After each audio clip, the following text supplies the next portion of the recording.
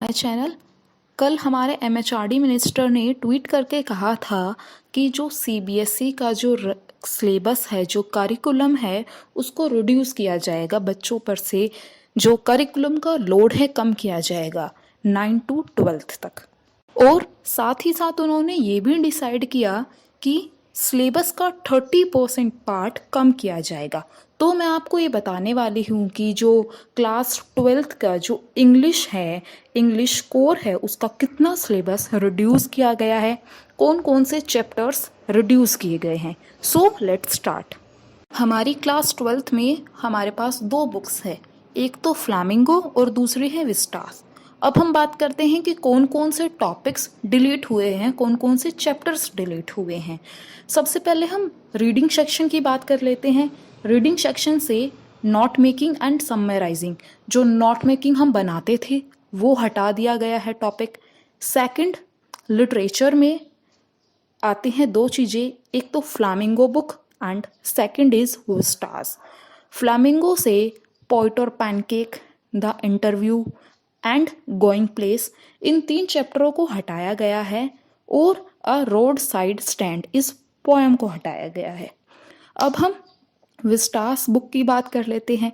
Vistas book से the tiger king, journey to the end of the earth and memories of childhood, इन 3 chapters को हटाया गया है।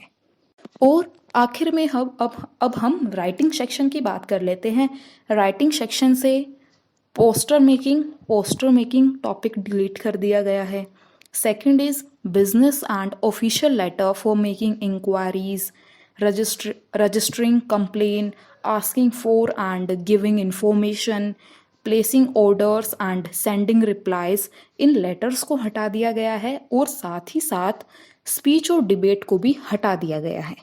और अब हम आखिर में ये बात कर लेते हैं कि क्वेश्चन पेपर किस तरह से डिज़ाइन होकर आएगा 2020 से 2021 का।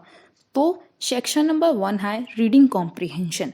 रीडिंग कॉम्प्रीहेंशन 20 मार्क्स का आएगा, जो कि टोटल आउट ऑफ परसेंटेज का 25% है।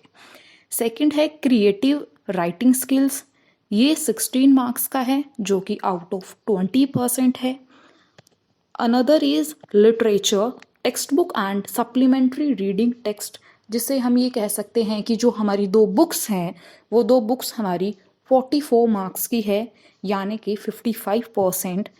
ये सारा बनता है 80%।